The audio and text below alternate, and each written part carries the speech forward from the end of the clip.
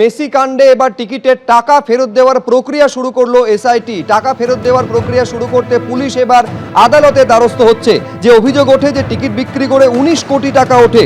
জোম্যাটো কর্তাদের জিজ্ঞাসাবাদ করে জানতে পারে পুলিশ শতদ্রুর অ্যাকাউন্ট থেকে 22 কোটি টাকা আগেই ফ্রিজ করে পুলিশ।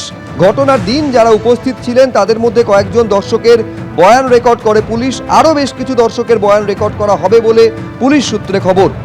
13ই ডিসেম্বর আপনারা জানেন যে মেসির যে অনুষ্ঠান ছিল বা যুবভারতী ক্রীড়াঙ্গনে তা বিশৃঙ্খলে পরিণত হয়, চূড়ান্ত বিশৃঙ্খলা তৈরি হয়। কার্যত রণক্ষেত্রের পরিস্থিতি নিয়েছিল যুবভারতী ক্রীড়াঙ্গন, যার মূল উদ্যোক্তা ছিলেন শতদ্রু দত্ত। আগেই তাকে গ্রেফতার করা হয়েছে, আর এবার টাকা ফেরত দেওয়ার প্রক্রিয়া শুরু হলো।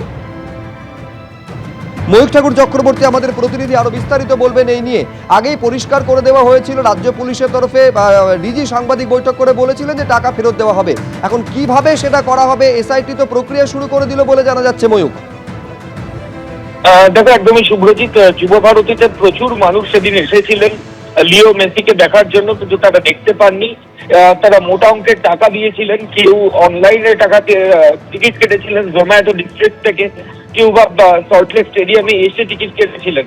তো এই হিউজ অ্যামাউন্টের টাকা সেটা তোলা হয়েছিল এবং প্রায় 17 কোটি টাকা যেটা টিকিট বিক্রি করে উঠেছিল, যেটা জোম্যাটোর অফিসিয়ালসদের টপ অফিসিয়ালসদের জিজ্ঞাসাবাদ করে এমনটাই এসআইটি আধিকারিকরা জানতে পেরেছেন। এর পাশাপাশি 22 কোটি টাকা শতদ্রু দত্ত, যিনি আপাতত জেল হেফাজতে রয়েছেন, তার যেটা অ্যাকাউন্ট, সেই 22 কোটি টাকা তার অ্যাকাউন্ট থেকে ফ্রিজ করা হয়। এরই মাঝে এসআইটি সূত্রে যেটা খবর পাওয়া যাচ্ছে যে এই যে হিউজ মানুষ তারা প্রতারিত হয়েছেন, তারা মেসিকে দেখতে পাননি, তাদের টাকা ফেরত দেওয়ার প্রক্রিয়া সেটা এসআইটি শুরু করলো। তবে এসআইটি তো টাকা অমনভাবে ফেরত দিতে পারবে না, তাদের পক্ষে তারা আদালতের কাছে গোটা বিষয়টা নিয়ে একটা প্রেয়ার করছে। আদালতের সম্মতি এবং আদালতের তরফ থেকে প্রসেস বলে দেওয়ার পরই টাকা ফেরতের প্রক্রিয়া পুরোপুরিভাবে শুরু হয়ে যাবে, এমনটাই এসআইটি সূত্রের খবর।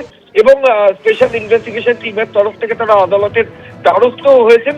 ওই দিন যারা সল্টলেক স্টেডিয়ামে এসেছিলেন মেসিকে দেখার জন্য, যারা অনলাইনে টিকিট কেটেছিলেন বা অন্য কোনো ভাবে টিকিট নিজে অ্যারেঞ্জ করেছিলেন, তাদেরও স্টেটমেন্ট রেকর্ড করার একটা প্রক্রিয়া সেটা এসআইটির তরফ থেকে শুরু হয়েছে। ইতিমধ্যেই বেশ কয়েকজনের স্টেটমেন্ট রেকর্ড করা হয়েছে, কারণ কি প্রক্রিয়াতে তারা টিকিট কেটেছিলেন সেটা জানা এবং টাকা তাদের কিভাবে ফেরত দেওয়া হবে সেটা ঠিক করা।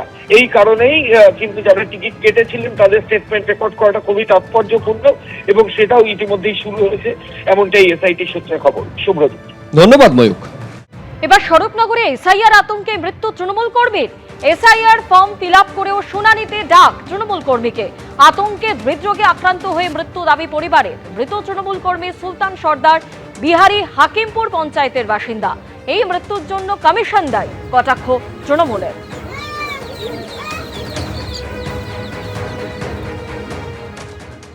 এসআইআর এইটাই কিন্তু মেন আতঙ্ক। আমার আব্বা বলে নাই, প্রতিটা মানুষের মধ্যে এই একটা আতঙ্ক ঢুকিয়ে দিয়েছে ওই বিজেপি সরকার। মানে যে ডাকে গিয়েছিলেন, যাওয়ার পরে আবার কথা বলে আসলো, সব কিছু বলে আসলো।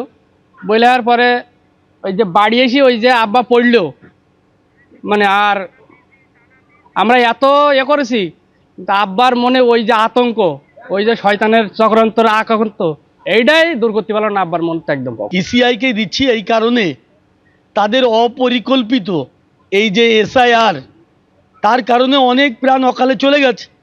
আমাদের লিডার অভিষেক বন্দ্যোপাধ্যায় বারবার বলছেন যে আমরা এসআইআরের বিরোধী নই, কিন্তু এই অপরিকল্পিত একটা দীর্ঘমেয়াদী কাজ অল্প সময়ের মধ্যে, মাত্র 2 মাস, সেই সময়ের মধ্য দিয়ে সম্পন্ন করার জন্যে আজকে আমাদের একটা কর্মী, আমাদের পরিবারের একজন মানুষ, তিনি তার পরিবার ছেড়ে অকালে চলে গেলেন।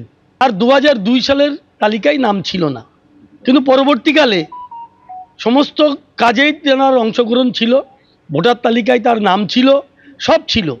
কিন্তু তার মধ্যে একটা আতঙ্ক তৈরি হয়েছিল যেদিন থেকে এসআইআর সংক্রান্ত ব্যাপারে নোটিফিকেশন হয়, তারপরের থেকে।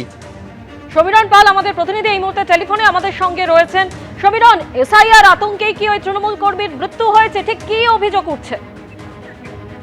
দেখো, স্বরূপনগর উত্তর ব্লক তৃণমূলের সভাপতি জিয়াউর রহমান এবং স্থানীয় পঞ্চায়েত প্রধান তাদের বক্তব্য এর দায় নির্বাচন কমিশন এবং কেন্দ্রীয় সরকারকে নিতে হবে। এবং তিনি 60 বছর ধরে যার ভোটার তালিকায় নাম রয়েছে, বিচারি হাকিমপুর গ্রাম পঞ্চায়েতের 98 নম্বর বুথের বাসিন্দা এই সুলতান সর্দার, এবং তাকে এসআইআর এর শুনানিতে ডাকা হয়েছে এবং তিনি ফর্ম ফিল আপ করেছিলেন সঠিকভাবে এবং সমস্ত তথ্য তিনি ঠিকমতো দিয়েছিলেন। এবং কিন্তু বিডিও অফিসের থেকে নোটিশের মাধ্যমে তাকে শুনানিতে ডাকা হয়েছে। এরপর তিনি বাড়িতে ফিরে আসেন, ফিরে এসে তিনি অসুস্থ বোধ করে হৃদরোগে আক্রান্ত হয়ে তার মৃত্যু হয়।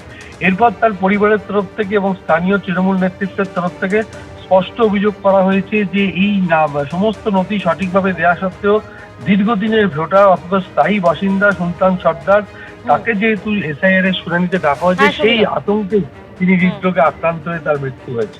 ধন্যবাদ। নতুন বছরে পশ্চিমবঙ্গকে উপহার রেল মঞ্চকে। হাওড়া থেকে গুয়াহাটি কামাখ্যা পর্যন্ত চালু হচ্ছে প্রথম বন্দে ভারত স্লিপার ট্রেন, জানিয়ে দিলেন রেলমন্ত্রী অশ্বিনী বৈষ্ণব। আরো বিস্তারিত জানতে সরাসরি আমাদের প্রতিনিধি ঝিলম করঞ্জাই আমাদের সঙ্গে রয়েছেন। ঝিলম, কবে থেকে এই পরিষেবা চালু হচ্ছে, কত টাকা ভাড়া ধার্য করা হয়েছে, ঠিক কি জানতে পারছো? একদমই বছরের শুরুতে রেলমন্ত্রী অশ্বিনী বৈষ্ণব যেটা ঘোষণা করেছেন পশ্চিমবঙ্গের জন্য এবং এই রাজ্যের জন্য যে সুখবর, সেটা হচ্ছে একটি নতুন বন্দে ভারত ট্রেন চালু হতে চলেছে। সেই বন্দে ভারত ট্রেন, তার মধ্যে অভিনবত্ব হচ্ছে first sleeper class Vande Bharat train Kolkata থেকে গুয়াহাটি অবধি চালু হতে চলেছে। 17 থেকে 18 তারিখের মধ্যে এটা চালু হবে এবং এইটার উদ্বোধন করবেন প্রধানমন্ত্রী নরেন্দ্র মোদী। সবুজ পতাকা দিয়ে, সবুজ সংকেত করে সেটার যে শুভ উদ্বোধন করবেন প্রধানমন্ত্রী। এবং এইটা হচ্ছে ভারতের প্রথম sleeper class Vande Bharat train. এবং তার মধ্যে যেটা হচ্ছে আরও বিশেষত্ব, যেটা কলকাতা থেকে বন্দে ভারত যেটা যাবে, সেখানে যে খাবার দেওয়া হবে, যে সেগুলো থাকবে হচ্ছে বাঙালি খাবার, আর যেটা গুয়াহাটি থেকে আসবে সেখানে অহমিয়া খাবার থাকবে, এই বিশেষত্ব। এবং ট্রেন ভাড়া কত হবে সেটাও বলা হয়েছে, 2300 টাকার মতো পড়বে।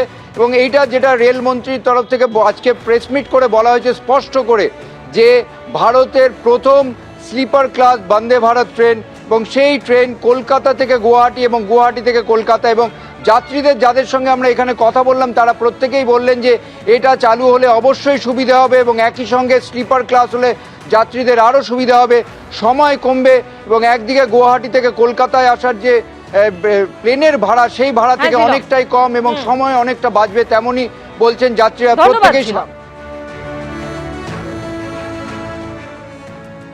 करीब करीब समझो अगले 15 से 20 दिन के अंदर पीएम साहब को रिक्वेस्ट किया हमने, तो पीएम साहब के यहाँ से बहुत वो क्लियर हो गया सब कुछ। डेट में 1-2 दिन में आपको अनाउंस कर रहा हूँ। इसमें 3 AC में गुवाहाटी से हावड़ा का रहेगा 2300 रुपये, बहुत कंफर्टेबल है, विद फूड है।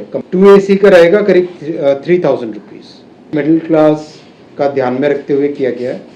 फर्स्ट AC का 3600। আমরা শিলিগুড়িতে বেশি আসা যাওয়া করি, এই জন্য ট্রেনটা হলে ভালোই হবে।